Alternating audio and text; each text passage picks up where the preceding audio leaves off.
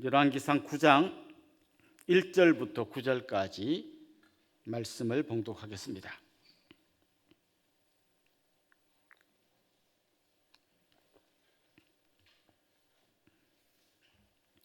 열왕기상 9장 1절부터 9절까지 한 절씩 교독하고 9절은 한 목소리로 같이 읽겠습니다. 솔로몬이 여호와의 성전과 왕궁 건축하기를 마치며 자기가 이루기를 원하던 모든 것을 마친 때에 여호와께서 전에 기브온에서 나타나심 같이 다시 솔로몬에게 나타나사 여호와께서 그에게 이르시되 내 기도와 내가 내 앞에서 간구하는 바를 내가 들었은즉 나는 네가 건축한 이 성전을 거룩하게 구별하여 내 이름을 영원히 그곳에 두며 내 눈길과 내 마음이 항상 거기에 있으리니 내 아버지 다윗이 행함같이 마음을 온전히 하고 바르게 하여 내 앞에서 행하며 내가 네게 명령한 대로 온갖 일에 순종하여 내 법도와 율례를 지키면 내가 내 아버지 다윗에게 말하기를 이스라엘의 왕위에 오를 사람이 내게서 끊어지지 아니하리라 한 대로 내 이스라엘의 왕위를 영원히 견고하게 하려니와 만일 너희나 너희의 자손이 아주 돌아서서 나를 따르지 아니하며 내가 너희 앞에 둔 나의 계명과 법도를 지키지 아니하고 가서 다른 신을 섬겨 그것을 경배하면 내가 이스라엘을 내가 그들에게 준 땅에서 끊어버릴 것이요 내 이름을 위하여 내가 거룩하게 구별한 이 성전이라도 내 앞에서 던져버리리니 이스라엘은 모든 민족 가운데에서 속담거리와 이야기거리가 될 것이며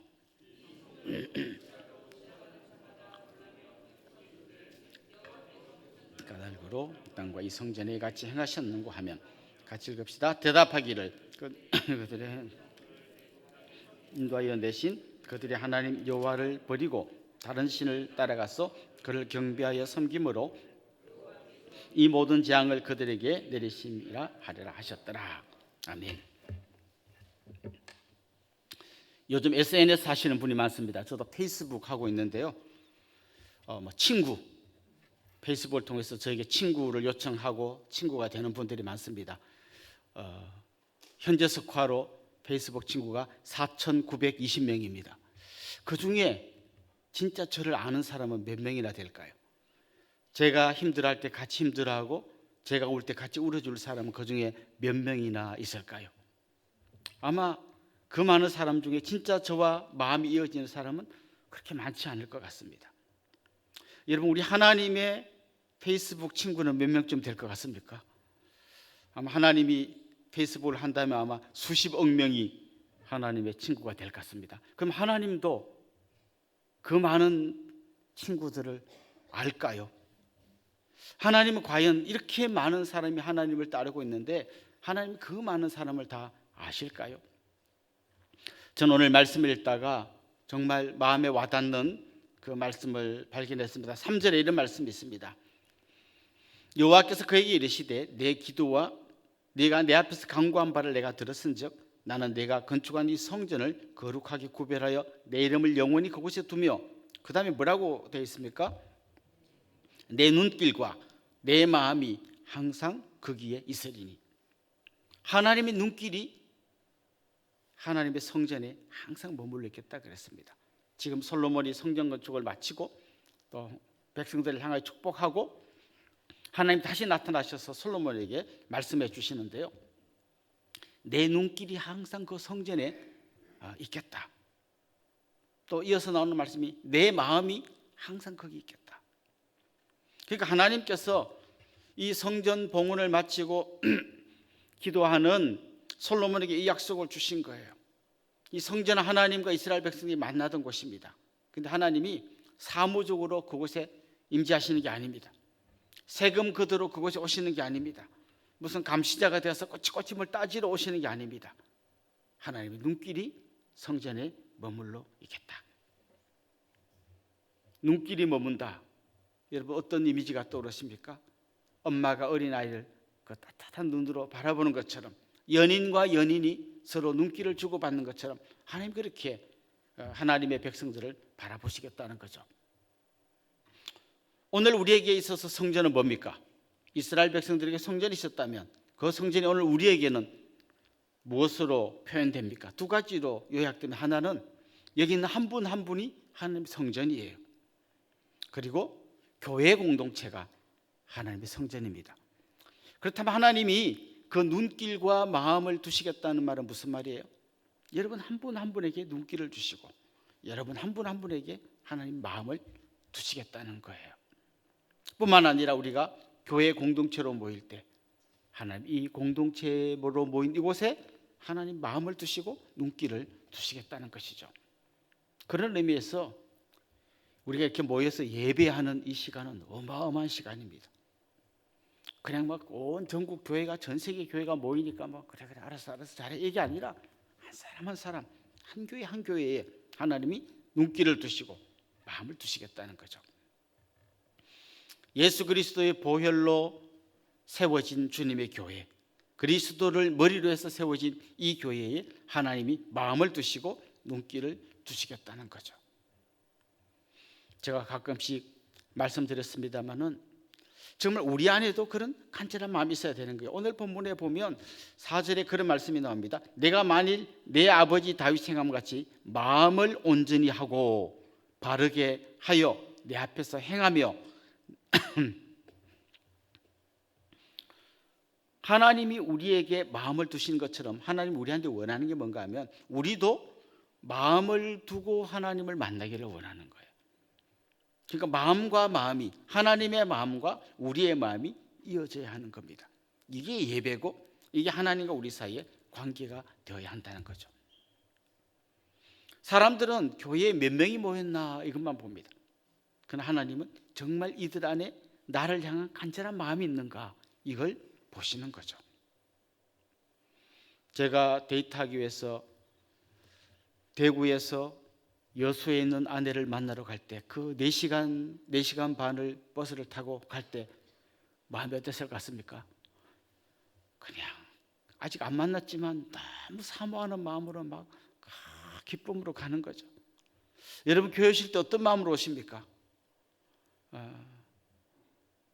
어떤 분은 옛날에 원주에서 우리 교회를 매주 오는 분이 있어요. 가까운 데 가십시오. 너무 멀어서 신앙생활이 힘듭니다. 하나도 안 멉니다. 안 먼 사람은 안 멀대요.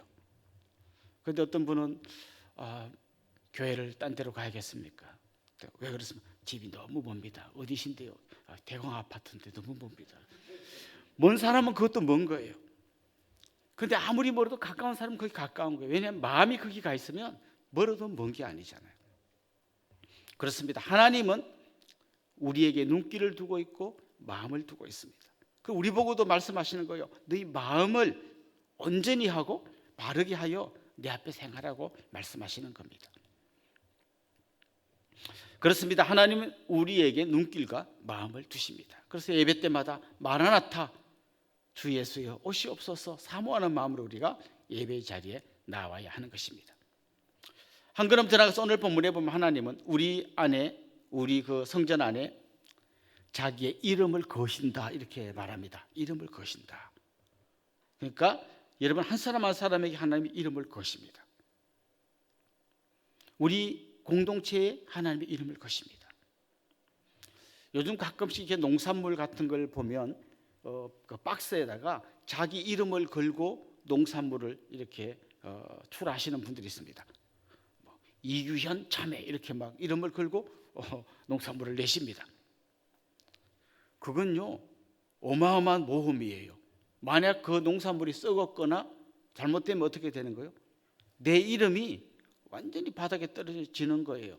참외가 썩었으면 내 이름이 썩은 이름이 되고 내가 썩은 놈이 되는 거예요.